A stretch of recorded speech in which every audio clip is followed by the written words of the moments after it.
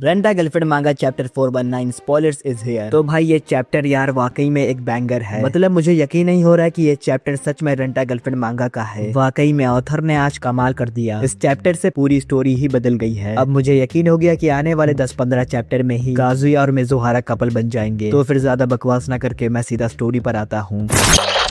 Chapter की शुरुआत में हमें दिखाते कि काजुया सुमी के साथ रेंटल डेट पर आया था और वो वहाँ अकेला बैठकर एआई से मिजुहारा के लिए कूलेस्ट कन्फेशन के बारे में पूछ रहा था। और एआई का आंसर देखकर वो अपना सर पकड़ लेता है और अपने मन में कहता है, अरे यार ये तो इम्पॉसिबल है, मैं फैसला नहीं कर पा रहा हूँ। इससे कोई फर्क नहीं पड़ता कि मैं अपने खाली समय में एआई से कितनी बार पूछूं, लेकिन इससे कभी कोई अच्छी राय नहीं मिलती है। मैं मिजुहारा को बताना चाहता हूँ कि मैं कैसा महसूस करता हूँ, लेकिन अगर मैंने ये बात 11 जुलाई वाली डेट पर कही तो ये कहकर काजुया अपनी इमेजिनेशन वर्ल्ड में मिजुहारा को कन्फेस करते हुए कहता है, मेरा सारा वक्त और मेरी पूरी दुनिया ले लो और इसे अपने रंगों में रंग दो। ये सुनकर मिजुहारा फौरन उसे छोड़कर वहाँ से भाग जाती है और वो चिल्लाते हुए कहती है, ये कितना घटिया था, तुम शायद उस टाइप के लड़के हो जो कार के सारे शीशे अपनी तरफ करके खुद को देखना पसंद करते हैं। आखिर ये सब क्या था, मैं बस भागकर घर चली जाऊंगी, मेरी चिंता मत करो। ये सोचकर काजुया कहता है, ये कभी काम नहीं करेगा, मेरी गंभीरता मेरे कैरेक्टर से मेल खानी चाहिए, ये सिर्फ हॉट बंदों के लिए काम करेगा। इसके बाद काजुया देखता है कि सुमी वॉशरूम से वापस आ गई है और उसके आसपास के लड़के सुमी की तारीफ कर रहे थे कि वो कितनी क्यूट है। क्या ऐसी खूबसूरत लड़की वाकई में एग्जिस्ट कर सकती है? क्या वो फिल्मों में काम करती है? वो बिल्कुल एक चलती फिरती गुड़िया की तरह है। काजुया ये सब सुनकर अपने मन में कहता है, सब लोग उसे ही घूर रहे हैं, सुमी सच में अमेजिंग है। फिर सुमी वापस आकर काजुया के पास बैठ जाती है, जिसकी वजह से सभी लोग काजुया को बुरा भला कहने लगते हैं। फिर काजुया अपने मन में कहता है, हम बर्थडे पार्टी के बाद से एक दूसरे से नहीं मिले हैं, फिर भी हमेशा की तरह सुमी का आउटफिट बहुत अच्छा लग रहा है। वो बिल्कुल एक प्यारी छोटी बहन जैसी लगती है। इसके कपड़े, हाव भाव और आवाज सब कुछ काफी स्वीट है। इसकी स्किन भी इतनी सॉफ्ट और स्मूथ है जैसे किसी बच्चे की हो। इसके रेशमी बाल एक फ्रेश और क्लीन फील देते हैं। वो बिल्कुल फ्रूट टार्ट जैसी है। जब वो पहली बार आई थी तो उसने मुझे थोड़ा टीज किया था। पिछली बार जब हम मिले थे उसके बाद से वो काफी मैच्योर हो गई है और मुझे लगता है कि उसमें एडल्ट चार्म ज्यादा है। इसके बाद सुमी काजुया को उसका बर्थडे प्रेजेंट देती है और ये देखकर काजुया बहुत ज्यादा हैरान हो जाता है और फिर वो सुमी से कहता है, रुको, क्या सच में तुम्हें ऐसा करने की जरूरत नहीं थी? क्या तुम श्योर हो? काजुया प्रेजेंट खोलकर देखता है तो उसे दिखता है कि उसमें एक फैंसी शर्ट थी, जिसे देखकर वो बहुत खुश हो जाता है और उसे खुश देखकर सुमी भी खुश हो जाती है। फिर काजुया अपने मन में कहता है, ये सच में एक एंजल है, मुझे इस पर यकीन नहीं हो रहा है। मैंने उसे लगातार दूसरी बार कुछ नहीं दिया, अगर तुम इसे एक बार अपना बर्थडे बता दो तो क्या हर साल वो तुम्हें गिफ्ट देती है? मुझे लगता है कि इसका बर्थडे मार्च में है। मैं पिछले 6 महीनों से बहुत बिजी रहा हूँ और मैंने अभी तक इसे कैब के बदले भी कुछ नहीं दिया है, इसीलिए मुझे खुद पर काम करने की जरूरत है। इसके बाद सुमी टाइप करके काजुया से पूछती है, आज का क्या प्लान है? फिर काजुया उसे बताता है, दरअसल एक लड़की है जिसे मैं अपनी फीलिंग्स बताना चाहता हूँ। हम एक बार रियल डेट पर गए थे लेकिन अभी तक एक रियल कपल नहीं बने हैं। उसके कहने के मुताबिक उसे नहीं पता है कि प्यार क्या होता है, इसीलिए वो मुझे अभी डेट नहीं कर सकती। मुझे लगता है कि मुझे बस उसे कन्विंस करना है, लेकिन मुझे समझ नहीं आ रहा है कि ऐसी बातों पर क्या कहूँ, इसलिए मुझे तुम्हारी एडवाइस चाहिए थी। यह सुनकर सुमी उससे पूछती है, क्या ये वही इंसान है जिसके बारे में हमने पहले बात की थी? इस पर काजुया हाँ कहता है और तब सुमी समझ जाती है कि यहाँ पर मिजुहारा की बात हो रही है। और फिर सुमी को याद आता है कि मिजुहारा ने उससे कहा था कि लेकिन मुझे अभी भी नहीं पता कि मेरे लिए प्यार का मतलब क्या है। मुझे बिना किसी शक के काजुया के लिए कुछ महसूस हो रहा है। इसके बाद सुमी अचानक से खड़े होकर कहीं जाने लगती है और ये देखकर काजुया हैरान हो जाता है। फिर हमें दिखाते हैं कि सुमी काजुया को एक एलिमेंट्री स्कूल में ले आई है और इस पर काजुया कहता है, क्या? लेकिन क्यों? क्या इसका कोई छोटा भाई है? फिर काजुया सुमी से पूछता है, क्या तुम्हारा कोई छोटा भाई है? इस पर सुमी अपना सर हिलाकर हाँ बोलती है। ये जानकर काजुया अपने मन में कहता है, ओह तो उसका भाई है, लेकिन एक सेकंड रुको, ये किसी एलिमेंट्री स्कूल जैसा नहीं लगता है, मुझे तो यहाँ सिर्फ बड़े लोग ही दिख रहे हैं। इसके बाद हमें दिखाते कि असल में सुमी काजुया को एक लाइब्रेरी में लाई थी और इस पर काजुया कहता है, वाओ अमेजिंग, उन्होंने एक एलिमेंट्री स्कूल को रेनोवेट करके ये लाइब्रेरी खोल दी है। मुझे पता ही नहीं था कि बीसू के बीच में ऐसी जगह भी एग्जिस्ट करती है। नहीं सीरियसली क्यों? इससे मेरे किसी भी सवाल का जवाब नहीं मिलता है। मैंने जो बात कही थी उससे लाइब्रेरी आने से क्या लेना देना, मुझे बिल्कुल भी समझ नहीं आ रहा है। फिलहाल मैं बस रुक कर देखूंगा कि क्या होता है, मैं कोई सीन क्रिएट नहीं करना चाहता हूँ। इसके बाद हमें दिखाते हैं कि सुमी एक किताब निकालती है जो एक लव गाइड थी और उस वक्त सुमी की धड़कनें बहुत तेज थी, जिससे हमें ये पता चलता है कि वो कोई बड़ा फैसला लेने वाली है। और यहीं पर ये चैप्टर खत्म हो जाता है। तो वीडियो की शुरुआत में जो मैंने कहा था वो सब कुछ झूठ था, क्योंकि आज 1 अप्रैल है और तुम अप्रैल फूल बन गए। माफ करना यार, पर तुम्हें सच में लगा था कि ये हरामी ऑथर जो सुअर भड़वा घटिया और नीच इंसान है, ये बहन का लौड़ा कुछ अच्छा करेगा? अरे लौड़ा कुछ नहीं होने वाला है, ये झाटू स्टोरी बेकार ही रहने वाली है, क्योंकि ये ऑथर बहुत बड़ा मादर चोद है। तो एक बार फिर से मुझे माफ कर देना कि मैंने तुम्हें बेवकूफ बनाया। तो बहरहाल तुम्हारा इस चैप्टर पर क्या ओपिनियन है मुझे कमेंट में जरूर बताना, और अगर वीडियो पसंद आई हो तो वीडियो को लाइक कर देना, चैनल पर नए हो तो सब्सक्राइब करके बेल आइकन को भी दबा देना ताकि तुम्हें ऐसे ही इंटरेस्टिंग वीडियोस की नोटिफिकेशन मिलती रहे। तो फिर आज के लिए बस करते हैं, मैं मिलूंगा तुमसे नेक्स्ट वीडियो पे, तो बाय बाय।